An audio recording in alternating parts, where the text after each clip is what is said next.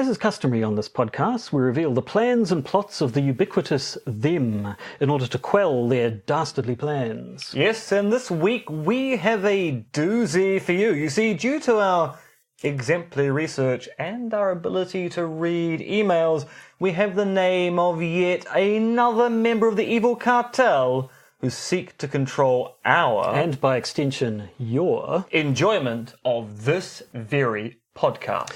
Yes, it's come to light that one Robin, if that is his real name, has decided to patronize this very podcast for what we can only surmise are reasons. No good reasons. Indeed. Who, for good reason, would fund this? Anyway, Robin, we're on to you. You might think that slipping several dollars a month might mean we won't keep an eye on you, but we will. We will. Our vigilance is legendary. Yes, except we haven't responded to that email from Nat yet. Okay, well, our vigilance is subject to availability. But enough vigilance, it's time to talk psycho-weaponry.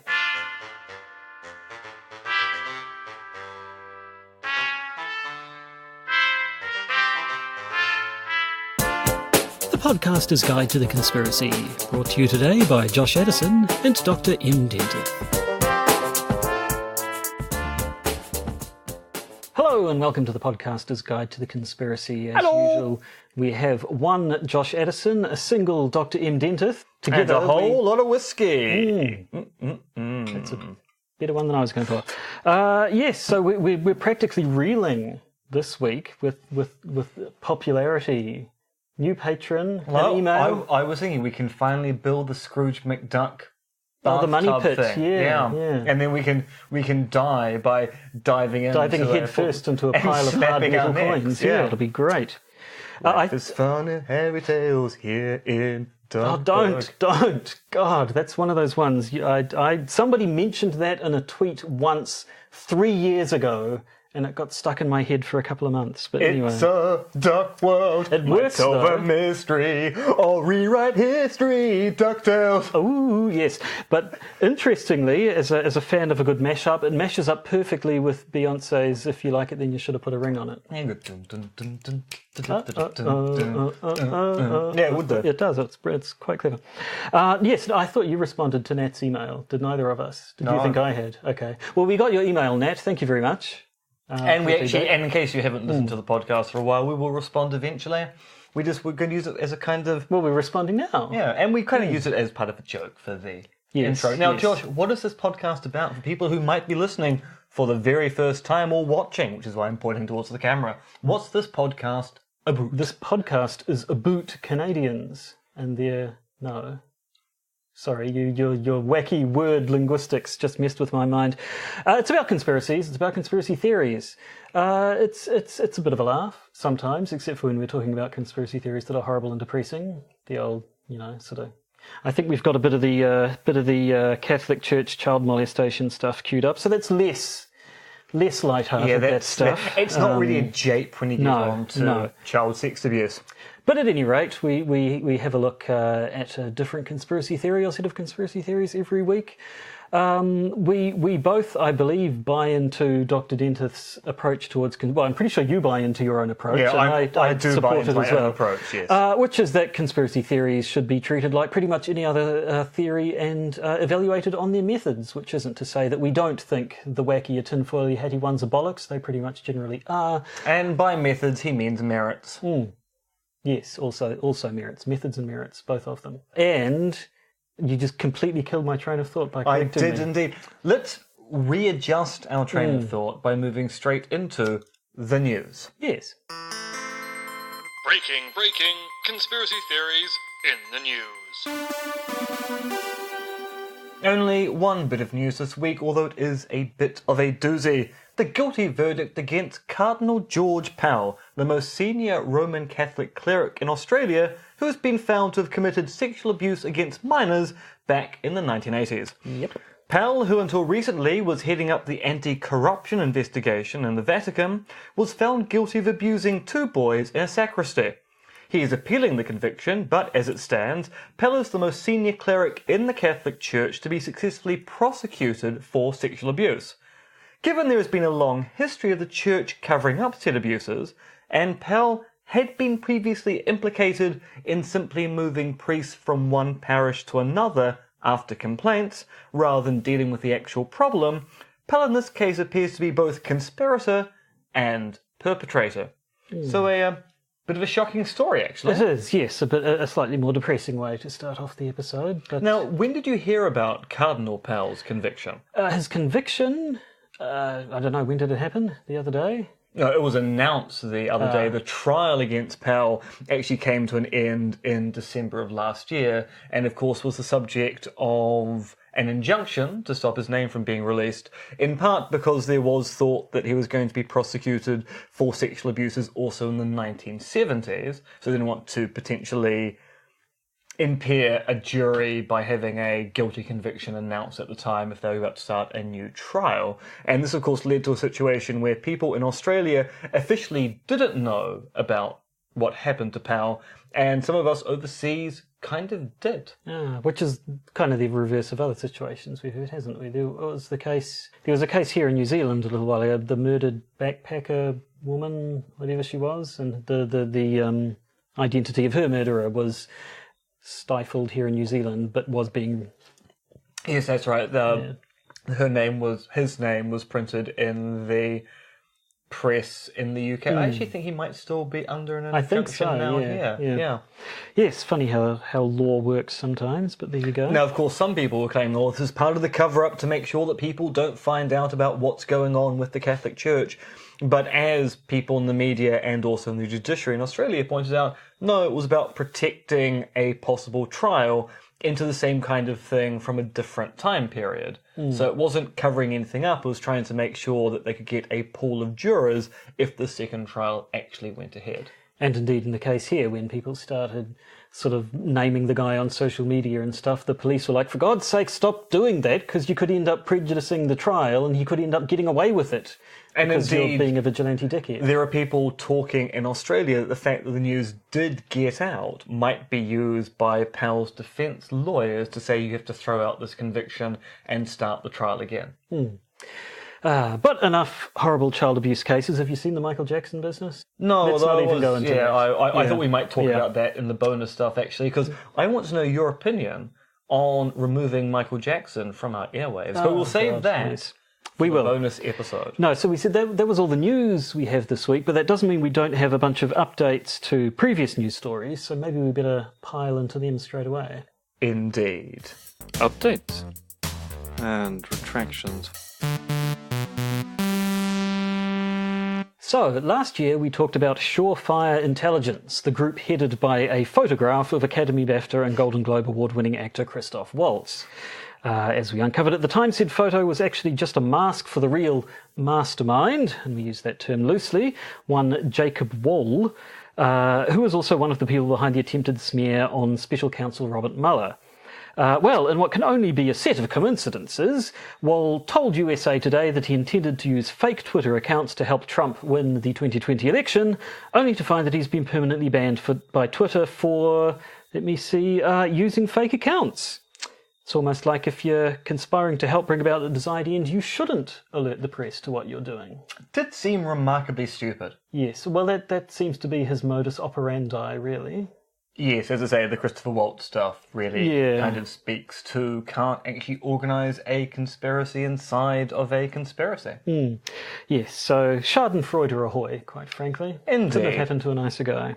And talking about nicer guys, our own local Jacob Wohl, Cameron Slater, aka Whale Oil. We mentioned recently that he is being sued by a large number of people, largely because he has run smear campaigns about them on behalf of their political or business enemies.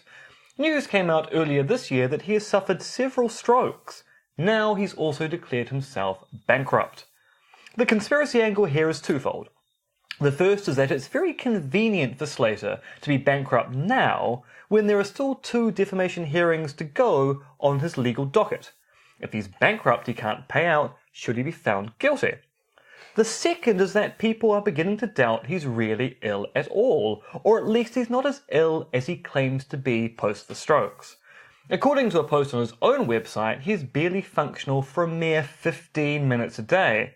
But Matthew Bloomfield, who I referred to as Blomfeld last time we talked about this, who recently secured a legal victory against Cameron Slater, has disputed this characterization.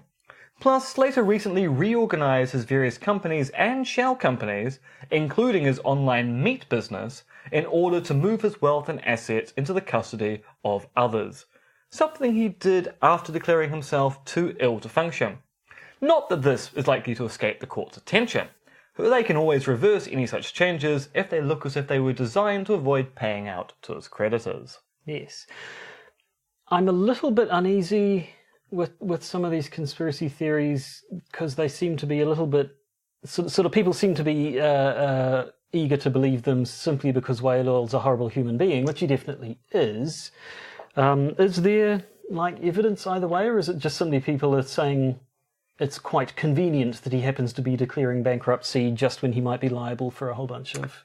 So there is the convenience angle here. There's also the fact that if he's only functional for 15 minutes a day, the several hours that he would have had to have spent one night moving all the companies in and out of ownership indicates he's functional for a lot longer than he claims to be. But once again, that is a convenience aspect here. People go in and out of illness and their ability to function on a day-by-day basis. But there is the convenience aspect here of has kind of made it hard to pay out his creditors. Yes. Although, as I pointed out, the courts may not care because they do have the authority to go, yeah, you changed ownership to avoid paying out your debts. That's just not on. See, I thought you were going to be more concerned by the fact he's an online meat company. He has an online meat company? Yes, he sells meat online via his website. I'm quite happy to be able to say that I had no knowledge of whale oil's meat. And now you probably never will. Good. Let's move on quickly before disturbing images start to form. Jerome Corsi and InfoWars have issued a startling update in the whole Seth Rich was murdered story by admitting that their story claiming Seth Rich was the person behind the hack of the DNC emails in 2016 was fake news. Corsi has admitted that his source, Retired Admiral James Lyons, was wrong to finger Rich for the DNC hack and that Corsi had no independent information to support his own claims about the matter. Not just that, but Corsi made a special point of saying he had not been pressured into making the retraction, which probably won't satisfy the denizens at InfoWars, but it certainly removes one plank from the Seth Rich was murdered conspiracy theory. I'd heard the story supporting it was still on InfoWars, though. Had they been taken down? Or was it only his stories had been taken down, but other stories on InfoWars around the conspiracy I was of the belief that InfoWars had taken down all of the Seth Rich did the internet hack aspect of the story. I see, but possibly not the Seth Rich was murdered by Hillary Clinton. Yes, I believe that story is still ongoing, but they've now said one of the planks in that story, Seth Rich was murdered because of the hacks. They're going, well, it wasn't the hacks, at which point you go, so why did Hillary Clinton order his murder? Well, why did they order the murder of most of the people on the Clinton Death Watch list? Did they order the murder of most of the people on the Clinton Death Watch list? Well, probably no, when you actually look into them, but still, that doesn't stop people compiling Clinton Death Watch lists. That's true, but shall we talk about psychic warfare? Yes. Oh, hang on, wait. We have breaking news. Scripted breaking news. Milo Yiannopoulos has been denied a visa to visit Australia for a speaking tour for character grounds. Basically, I've got to stop gesturing with my tablet because then the screen goes sideways and I can't read it anymore. You just need to move your head as auto-rotating screens. As you gesture? Yeah. As you gesture, move your head. Yes. No, so he's been denied due to character grounds, including his claims of anti-Semitism. Yiannopoulos, for example, sent a Jewish journalist $14.88, which is reference to 1488, the set of numbers neo-Nazis used to symbolise their neo-Nazism. 14 refers to the 14-word long, isn't it, mantra of securing future for white children. 88 represents Heil Hitler, because H is the 8th letter of the alphabet, HH88. Yiannopoulos claims he was just trolling, which is ironic because he also thinks people should take personal responsibility for their actions. Yeah. But he's a wacky fellow who probably doesn't deserve the attention that any of us give him. No, and once again, Australia's visa system is a magic 8-ball. For every Milo they deny entry to, they also deny entry to Chelsea Manning. And let in Southerner Molyneux. Yes, so frankly, it's a magic 8-ball. You just don't know what the Australian Immigration Minister is going to do next. Kind of exciting, really. Well, no. Actually, no, the opposite of exciting. Yeah. Terrifying. Yeah. Kind of terrifying. But not as terrifying as Psychic Warfare.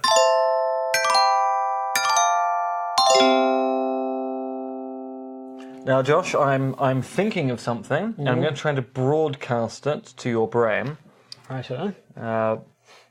Can you tell what I'm thinking about at this particular point in time?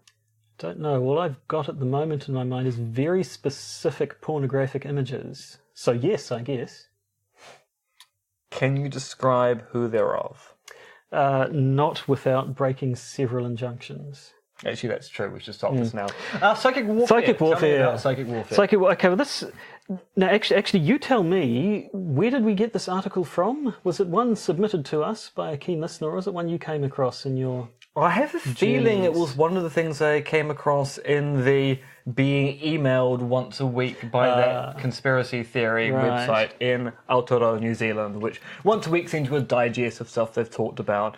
And I'm very sure it was a link from there. Because as you point out, actually this story's old. It's a little bit old, yes.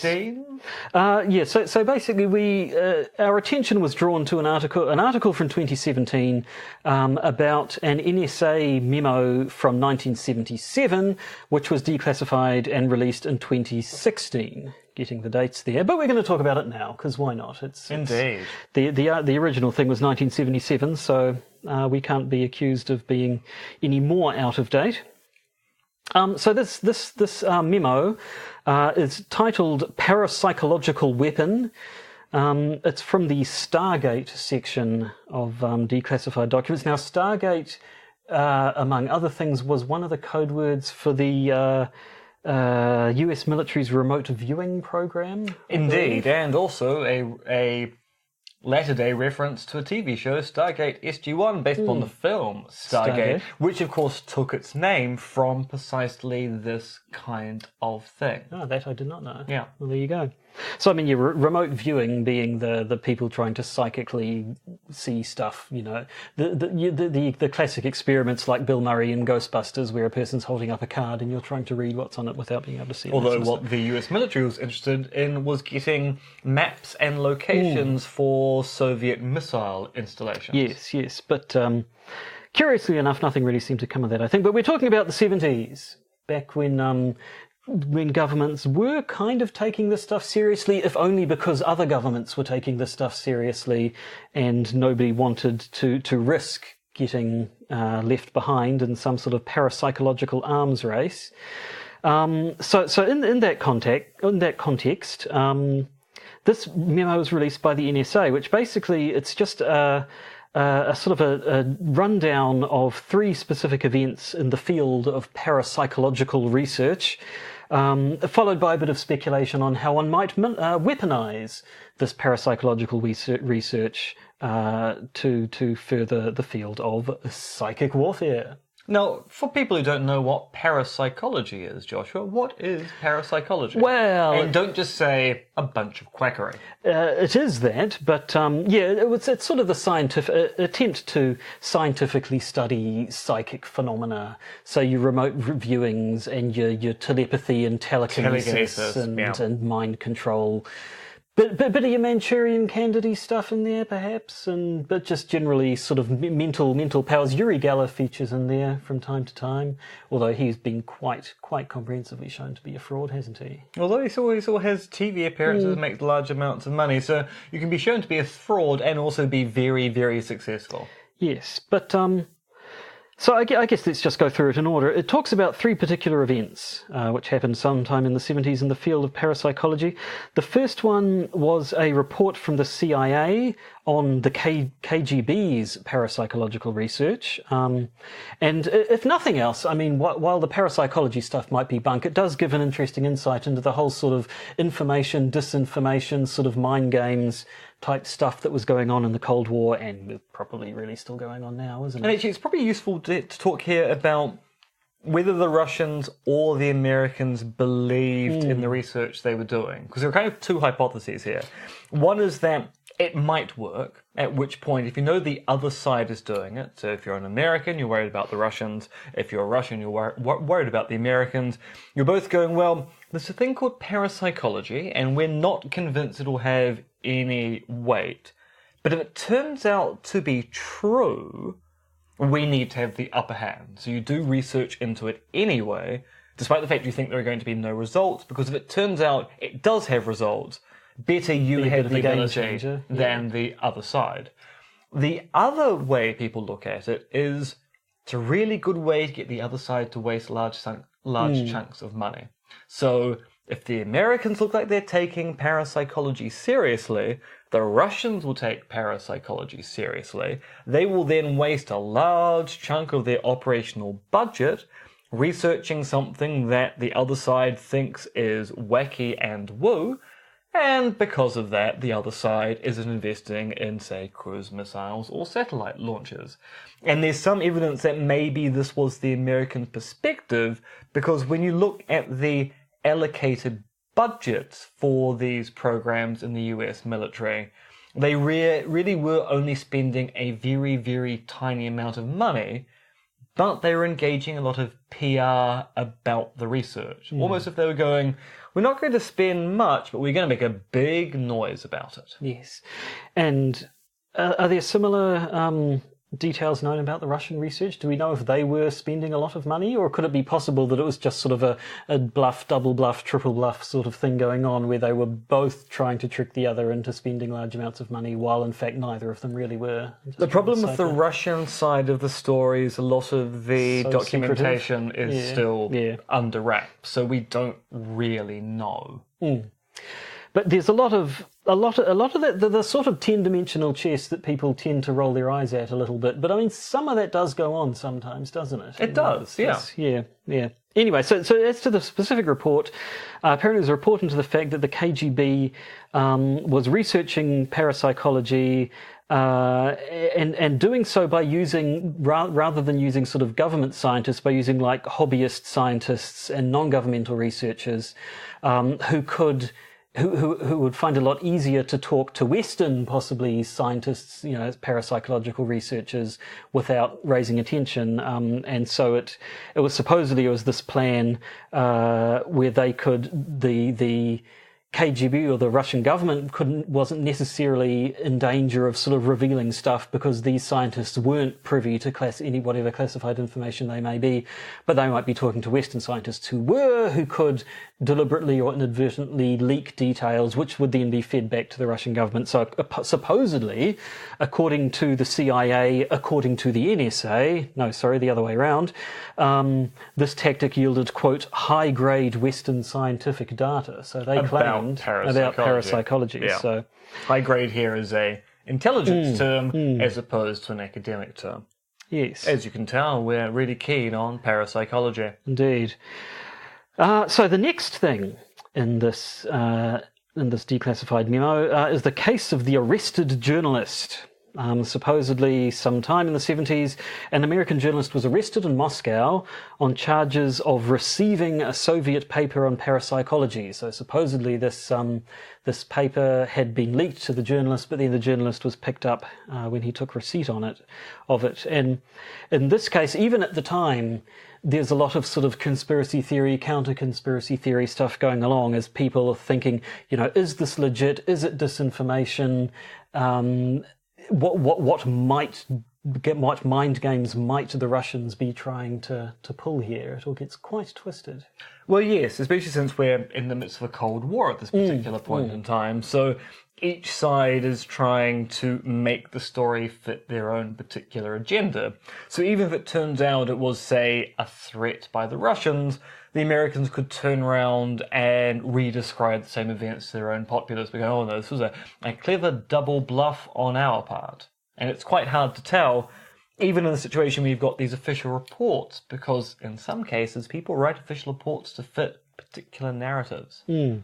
So, I mean, from the article, some of the theories that came up around this event were that they might have been trying to provoke radio chatter, which the Soviets could trace to get a better idea of whether or not the US was interested in this kind of research. You just lose a light there. Something went off. I hate it when that happens. Yeah, I'm not quite sure. It's almost always that one there. It's for our podcast audio listeners, every now and then we'll sort of be recording here with lights on, and then something will get dimmer, But because there's a bunch of them, unless it happens directly in front of you, you can't see, and it's very I'm assuming it's disconcerting. not these three here. No, I'm assuming yes. Or possibly that was just the effect of the Russians. That's maybe the bug they've planted in them, activating and draining the power from it. Could be anything. Could be anything. But no, so I thought possibly this whole journalist being arrested story was there to maybe, you know, just get the US talking about it, and then maybe if the Soviets are monitoring their communications, maybe they could pick up on something to either find out what they're doing or simply if this is something they're interested in or not. Some people thought it was sort of a warning to the West, stay away from our sensitive research, parapsychological or otherwise, or we'll start arresting your citizens. And then the third theory was that it was, and here I'm quoting, a doublethink ploy to pretend interest in a clumsy manner to make us think that this was really just a deception to trick the West into believing there was interest when there really was none. I don't quite think I understood that even as I was reading it. Clever double bluff, basically. Yeah, so there's a lot of, I mean, as we talked about before, if you have sides trying to basically provoke the other into wasting a whole lot of money, then they want to sort of be constantly feeling each other out as to, are you interested? I don't know. Are you interested in it? I don't know. Well, I'm interested in it if you're interested. Well, are you interested? I don't know. Are you? Am I? I don't know. I mean, you seem a bit interested. No, you seem a bit interested. No, I'm only interested if you're interested. Well, I'm definitely only interested if you're interested. Oh, well, I'm slightly. Oh, you are interested. Well, I'm interested. You're kind of waiting for someone to break. No, you hang up first. No, you hang up first. No, you hang. No, yeah. Well, I'll have the last word. No, I'll have the last word. No, I'll have the last word. Yeah. So, I mean, yeah, it gets into the 10-dimensional chess theory, and is it really or not? When you get to the sort of this is what I think. Aha! But that's just what they wanted you to think. But thinking what they wanted to think is what we wanted them to think about what we think about what they think, and it just gets into a massive tangle, and you almost. And now I've turned out to be a double agent because I've thought my way into it. And then possibly the 11th dimensional chess on top of that is that by muddying the waters like this so much, nobody knows the truth of anything, and then maybe that's. And then Donald Trump becomes president. Yeah, so satire. The paper itself was apparently a paper on the existence of PSI or psi particles in living cells. Supposedly this was a paper claiming that they actually had found scientific proof of psychological phenomenon. There were these special psychic particles in living cells which could be manipulated to generate psychic phenomena. Like midichlorians. Like George Lucas was right. If you remember back in episode 180, when we talked about Falun Gong and whether or not the Chinese are harvesting the organs of prisoners, spoiler, they probably are, but we can't prove it. We talked about how back in the 1970s, again, the Chinese were into this stuff a little bit, and supposedly scientists in China in the 70s thought they had come up with scientific proof for the existence of qi, the sort of Chinese equivalent of like scientific existence for the proof of cheese. Cheese, yes. Well, I don't know. How much do we really know about cheese? As I don't eat it, nothing at all. Well, there we go. The Chinese have got a step up on you there already. So, yeah, I mean, it's interesting. This one in particular is just so murky that it's hard to know what the hell is true or not, and whether or not it was the case that people were genuinely interested in scientifically investigating this, whether it was being taken seriously at all, or if it was just bluff upon bluff upon bluff to try and get people talking about stuff that nobody actually, in the end, was really interested in. Yeah, and because it's a whole Cold War thing, we'll probably never really find out what was going on because A, a lot of the stuff is still being kept secret, and B, a lot of the people who are doing the research are now dead. Yes. So the third bit, and maybe you might like to talk about this a bit more because I believe it touches on one of your favourite topics, one Teilhard de Chardin. Pierre Teilhard de Chardin.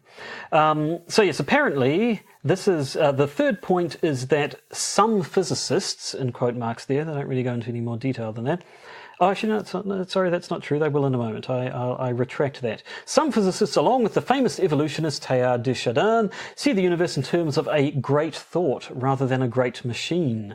Quoting from the NSA's memo here, in this view, the unified field on ground of reality is awareness. Will, within awareness, impels and focuses energy. Energy condenses into particles, which concentrate into atoms, compounds, etc. The telekinetic experience in the US, Dr. Krippner in New York, so here we go. Europe, Dr. Hans Bender in Freiburg, West Germany, and the USSR Sergeyev tests of Kulagina all seem to show that even human awareness focusing with will can evidence a new form of energy that moves and perhaps alters matter. And here we go with Uri Geller. The British scientists who tested Uri Geller complained of poltergeist phenomena. Objects left the room, some appeared later, some never did. Scientists for many years have observed poltergeist phenomena in which objects go through solid walls or disappear. Physicists commenting recently on such things indicate little surprise. They stated that they routinely detect particles emerging from energy and dissolving or disappearing back into energy. Why should we be surprised at larger objects displaying the same behaviour? So they seem to be getting a little bit tangled up into quantum physics there at the end, and the whole... Now, let me just pause you there. Dr. Bender... Oh, there's another light. So all the talk is like phenomena that's affecting our visual field here. A Dr. Bender and a Dr. Freiberg. Bender and Fry. Yeah, well, actually, it was Freiburg was the city, but... The city of fries. Definitely a Futurama episode. So you can ask me about Peter Hart. I was going to say, basically, how was it that we've got 200 odd episodes into this podcast and I don't think we've mentioned Teilhard de Chardin? Because we haven't really talked about New Age conspiracy theories to any large extent. So Peter Teilhard de Chardin was a Jesuit priest who was the first Catholic and arguably probably the first Christian to try to synthesize evolution by natural selection with some kind of theory of guided evolution. And Teilhard has the notion that the evolutionary series goes from simplicity to complexity. So he goes, look, the beginning of the universe was hydrogen, and that was pretty simple. From hydrogen we get stars, they're more complex. From stars we get planetary matter, that's even more complex. Planetary matter gives way to biosystems, that's even more complex. Biosystems give way to multicellular organisms, that's even more complex. Multicellular organisms become bodies like our own, that's even more complex. He goes, look, there's a direction to this evolutionary series, which is the development of thinking animals. One day we will think universally in a kind of noosphere, a kind of mental sphere around the earth. We'll then learn to think as one, which will be the most complex thing. That will then incarnate the Godhead. The Godhead will have the property of being able to transcend time. So when God gets instantiated, God will always have existed. And then God will kick off the process again from the beginning. So we create God to become God, and God has always been. Which, as you can imagine, for many Catholics at the time, was a fairly controversial thesis, which led to a lot of trouble. Although Teilhard has been largely... I think it's fair to say, has been largely rehabilitated within the Catholic Church with respect to talk of this kind of guided evolution notion.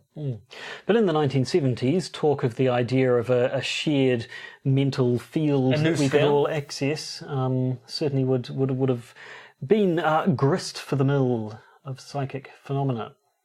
But enough of this. Let's get to the good stuff, damn it. Because after summarising these recent developments in the field of parapsychology, the memo goes on to say, how could we turn this into weapons? Psychic weapons, a la Akira. Yeah, so first of all, they start their thinking small. They say that one thing you could, or first of all, it's suggested the idea that you can enhance or even sort of create psychic or telekinetic abilities in a person.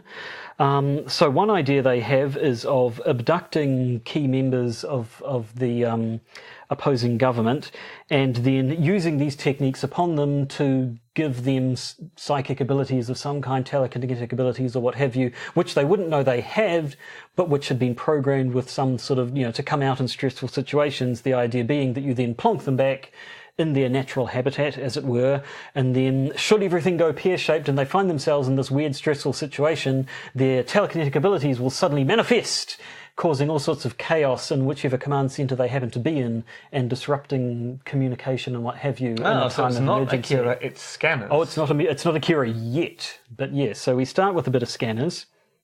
That's their first one, but then they decided that's small potatoes. We can think bigger.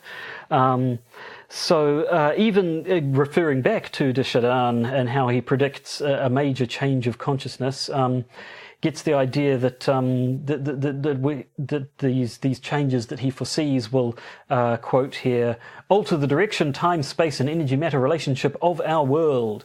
And so then they bring up the idea that, well, you could sort of bringing in the idea of a sort of shared mental field. What if you got a bunch of these people with telekinetic abilities and got them all together in one spot and possibly set off some sort of psychic chain reaction which could cause massive psychic waves emanating and altering matter and reality in a sphere all around them, possibly even on a citywide scale. Now that's your Akira right there. Now, for people who don't know what Akira is, tell the audience. If you don't know what Akira is, you're a goddamn liar. Everybody's heard of Akira, surely, but just in case. I actually don't know that they have, because the heyday of Akira I was suppose, our teenage years. Yes, and it's possible. Josh, I put it to you, we are in our 40s. That's a lie.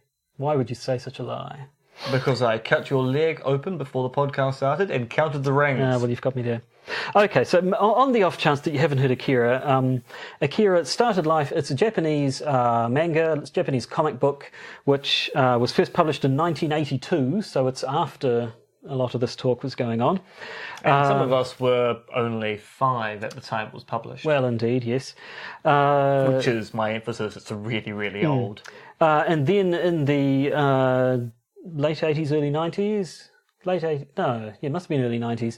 There was a very famous anime cartoon version of it, which begins with this psychic explosion destroying Tokyo, and then works its way through to another psychic explosion that destroys a bit of Tokyo. But in between, there's cool bikes, psychic things, giant... And a lot of people shouting, Akira! Lots of Akira! Tetsuo! Akira! And so on and so on. It's a classic. It was sort of the pinnacle, I think, of cell animated... or of cell animation, really. They never really managed to top it before things went to CGI. And it is a classic, and it is possibly the canonical example of the possibilities of psychic warfare, where you have these psychic kids who, the strongest among them, Akira, and then Akira, and then the character Tetsuo eventually managed to manifest these city-destroying explosions. Sorry, I was wrong. It's really not so much a rumination on psychic warfare as it is a rumination on the bombings of Hiroshima and Nagasaki. Well, obviously, yes. You could quite understand the fact that having 2 of your cities vaporized would have left quite an imprint on the Japanese psyche. So, the destruction of Tokyo in Akira, and indeed in various other Japanese cartoons of the time, is probably not that surprising from a cultural standpoint. No, not at all. I was wrong. It's not Akira who keeps getting shouted before. It's Kaneda who's the main protagonist. Kaneda and Tetsuo shouting the names at each other for minutes at a time, like half an hour. Just Kaneda, Tetsuo, Kaneda. Yep. It's very good. You should. If you haven't watched Akira, you should. It's actually, I bet today you can probably get much better versions of it than we watched on VHS back in the day. No, there's been probably all with much better remasters dubs as well. Apparently there are several quite high quality dubs that have been done of it over time. I thought I was going to have I mentioned this last week and figured we're probably going to segue into Akira references fairly quickly. We actually managed to get most of the way through it. Yeah. And then got onto Akira. And I didn't even really get to mention Global Frequency at all, because they never quite touched on that. But if you've seen the first issue of Global Frequency by Warren Ellis, that's a 12-issue series. Yeah. Yeah, very good. I recommend it heartily. But the first issue is about the idea of a Russian sleeper agent who was programmed with psychic abilities and given there's sort of a nuclear bomb waiting somewhere in Russia, and he has this chip in his head that magnifies his telekinetic abilities, and when his abilities, so he was sort of sent to America to be a sleeper agent, and when his abilities were triggered, he would teleport a nuclear bomb into the middle of whichever American city he was sitting in, and then the whole point of the story story is that while that never happened, he gets old, the chip in his head sits there slowly degrading and eventually starts going off on its own, and they have to go in and stop him. And then they briefly made they made the pilot for a TV series, which was very good, and it was just slightly too soon because there was a whole bunch of politics. A new head of the network came on, and apparently whenever a network head comes in, one of the things that usually happens is they clear the slate, cancel all the projects in production so that the head can start off his own pet ones. So it was sort of already on the outs, and then the pilot got leaked onto the internet, and everyone who saw it said, wow, that is really great. Why don't they make this TV series? It was a pretty good pilot. It was a really good pilot, but unfortunately, apparently this enraged the studios even further, so they made sure it would never happen. And then only a couple of years later, they were doing things like leaking the pilot of Arrow quite deliberately to spread hype for it. But slightly ahead of its time. Indeed. So we didn't get to talk about it that much, but that's probably for the best because I think we're about at our time limit. But now. Your homework is to track the pilot down online and watch it, and then go, that would have made a really good TV series. And then you can just rail against the air because there's nothing you can do about it. So there we go. I think we're at the end of another episode. We've got to have a bit of fun now. We started with the child molestation and the horribleness, but every now and then we ended up with psychic bombs destroying cities. So we went from that was a work of fiction, though. That was small horror to existential dread about the future of our society. Well, yes. But that's all we have for you now. If you stick around, what happens if they stick around? Well, if you stick around, you'll be finding out about what's happening with the UKIP in the UK. Not good. The fact that Viktor Orban, Prime Minister of Hungary, might be about to be expelled from a party grouping in the EU. The fact that Roger Stone loves Instagram so much he might have to go to jail over it, and something Josh added at the last minute, hidden tunnels under Alcatraz. Could this be the new North Head?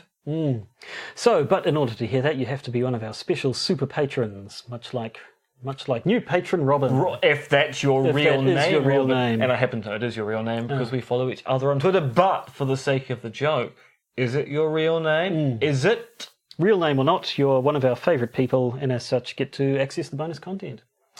But for our regular listeners, who you might not be our favourite people of our listeners, but you are our favourite people out of all of humanity, so that's something, that's not nothing. We'll just leave you now and talk to you this time next week, probably. Here in Duckburg. Race cars, lasers, airplane. It's a duck blur. For God's sake, it's such a catchy tune with the worst lyric ever. He's like, what rhymes with Duckburg? I don't know, blur. Sounds a little bit like it. Although that's now making me I don't even care anymore. Let's just throw that in. Britpop Duck Blur. 90s Duck Blur, good God. It's not quite there with the Gummy Bears theme song, but that one, that really really sticks to you as well. It's a duck world. Right in the dead, eh? Goodbye. Might solve a mystery or rewrite history. DuckTales. Woo-oo.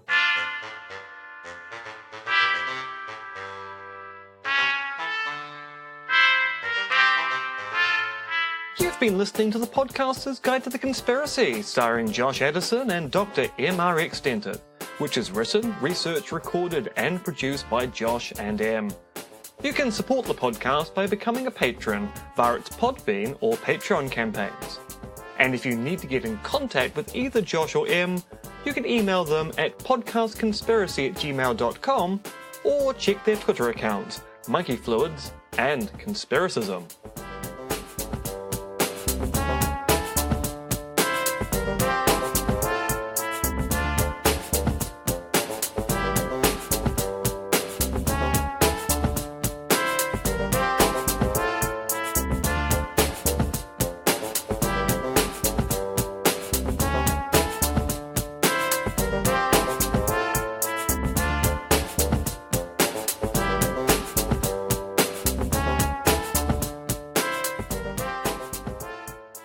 And remember, Soylent Green is Meeples.